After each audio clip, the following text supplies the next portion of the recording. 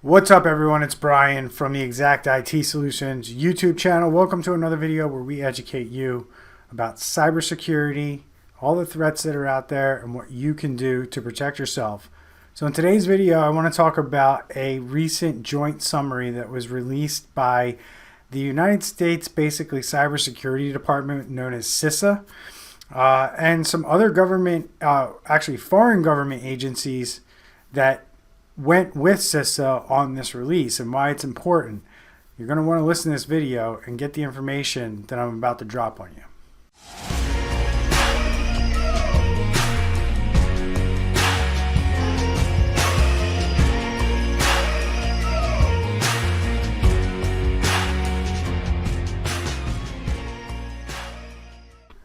All right, everyone, so let's get into it. So CISA released this bulletin the other day.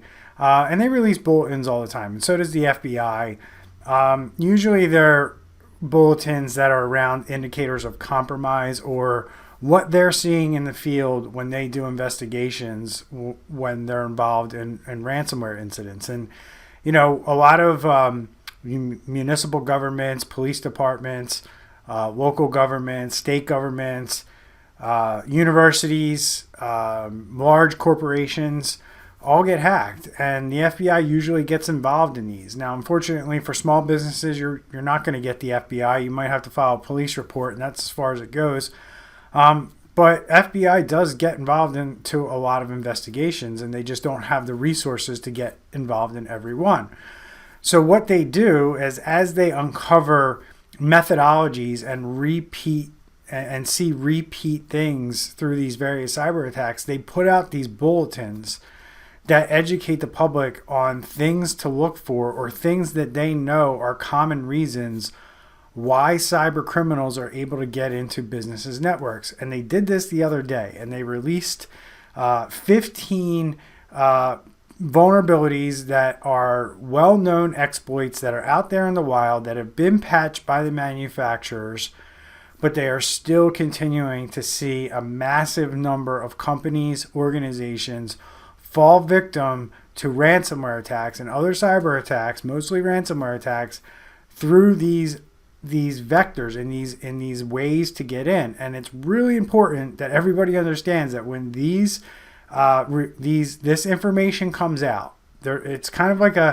it's a double-edged sword with this stuff, right, folks? So the public is now made aware of the vulnerability. So are the cyber criminals. And usually that's released with a patch, or the patch is released ahead of time, and then they release the bulletin about the vulnerability in the hopes that people have enough time to patch their systems or put the updates on their systems so that, you know, these vulnerabilities can't be exploited. But unfortunately, that's not what we see in reality. In the practical world, most companies don't do a good job with getting their systems patched, and they end up with ransomware. So I'm just going to go through real quick, you know, why it's important for those reasons, but real quick, like, what are the common things that we're seeing exploited, right? What are the things out there right now? Today's April 29th, 2022. And these are the things that CISA, the FBI, and other foreign governments have all collectively come out and said, hey, everybody needs to patch this stuff. Everybody needs to do something about this stuff because it's going to cause a problem for you one day if you don't do it.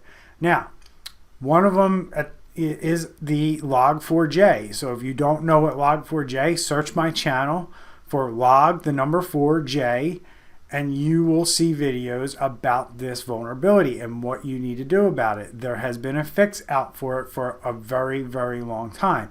However, if you don't patch it and an attacker can get control of your system or get inside your network, they can use this vulnerability to basically get admin level access to a machine very easily. We also have the Zoho Manage Engine AD Self-Service Plus as one of the things on the list. This is a third-party program that has known vulnerabilities that integrate with your Active Directory server. So if you are a Zoho Manage Engine customer, this is something that you should have taken care of and patched, but yet we have the FBI saying that we are constantly seeing companies get attacked using this vector. And then we also have a slew, like 5, 7, 9, I don't know how many it was, of Microsoft Exchange server vulnerabilities that have been patched by Microsoft, some for many years at this point, for 2+ years. And cyber criminals are still able to attack these systems that by default, your Microsoft Exchange server is exposed to the internet because it wouldn't be able to do its core function of transporting and receiving and sending email for your organization or your company. So this particular server has to be exposed to the internet. So if you didn't patch your Microsoft Exchange servers, if you still have what's known as on-prem Exchange server and you're not using Office 365 or some cloud-based hosted exchange, you're probably susceptible to these vulnerabilities and you need to get them patched. You need to get them patched. And I'm saying this the way that I am today is because a vast majority of companies out there don't have this patch. We know it. And the FBI and CISA and federal agencies around the world are sounding the alarms that we are seeing massive upticks in cyber attacks because of these vulnerabilities. I will link to the CISA document in the description down below so you can check out a lot of these for yourself. But let's get into some other ones. Atlasian Confluence server. This is a documentation server that's out in the cloud. You can purchase licenses through Atlasian, and this has been a known vulnerability for their systems for a long time. If a hacker is able to exploit this vulnerability, they can get control of the server that this software runs on, which is usually exposed to the internet. We also have Microsoft NetLogon Remote Protocol, elevation of privilege for a zero logon. This has been patched for a very long time by Microsoft. If you don't have your Windows systems up to date, you're going to have this vulnerability. And what this means for you, and what we see a lot is, hackers get in through, an exploit through your firewall. And then once they're in there, they start looking for these other vulnerabilities that might exist in your environment. And if they find them, they use them to gain further access or to move somewhere else on your network or to create another way in or another back door. Because if you figure out that somebody's getting in through, say, your firewall, well, maybe they put a back door in on 2, 3, 4, 5, 6, 7 computers inside your network, and now they can get back into your network through those computers, which is actually, something we're seeing a lot of lately. This is something that cyber criminals are getting very good at, is maintaining access and setting up other vectors or other ways that they can get into your network once they get in one way.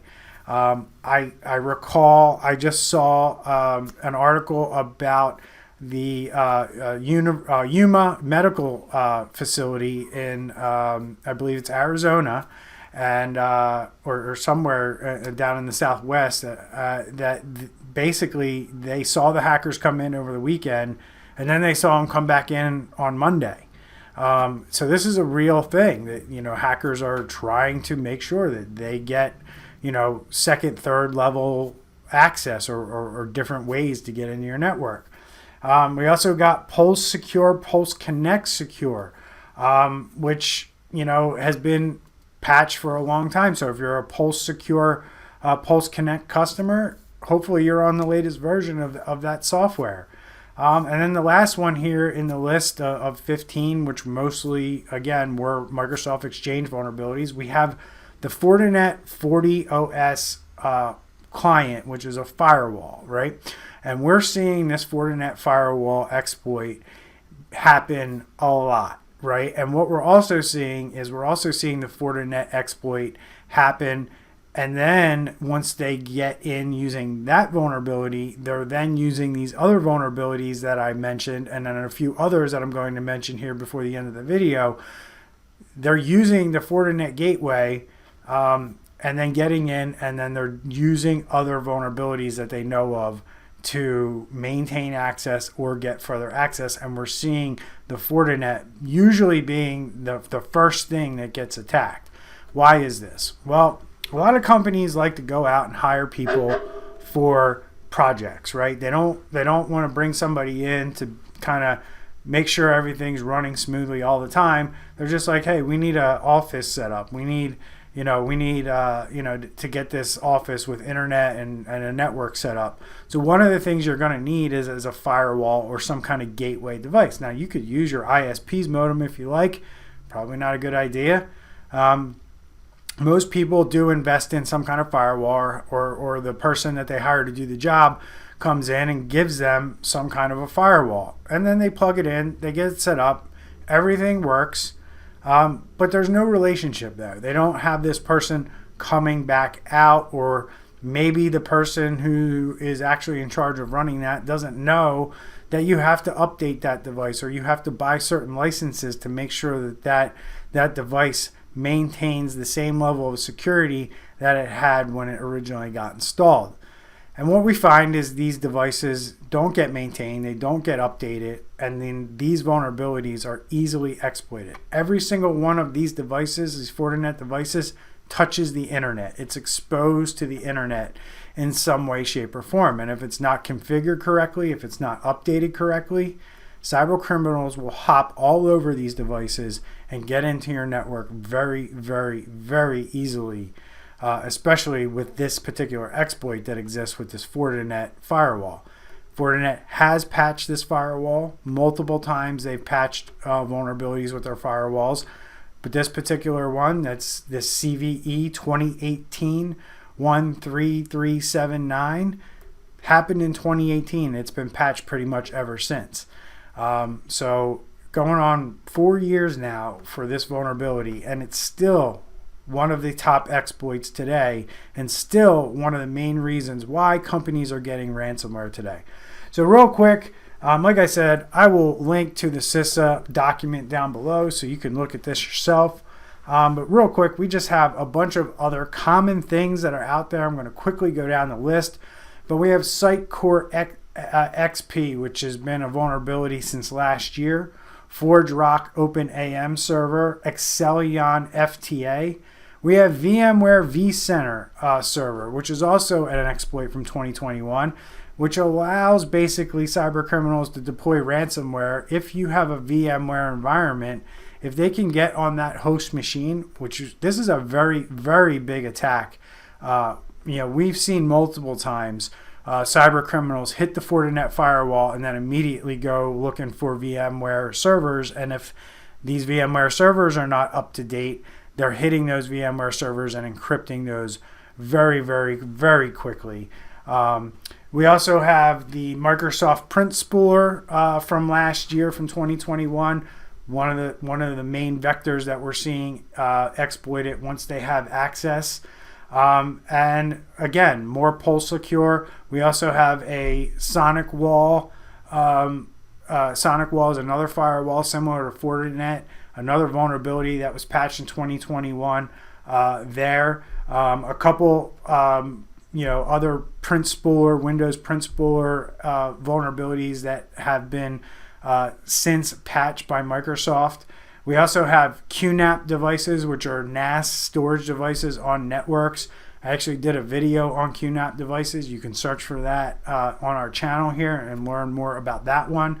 It's a very popular, it's from 2020. It's still being exploited today. We also have the Citrix Gateway Application Delivery Controller is another vulnerability from 2019 that's still out there being actively exploited because people are not updating their Citrix.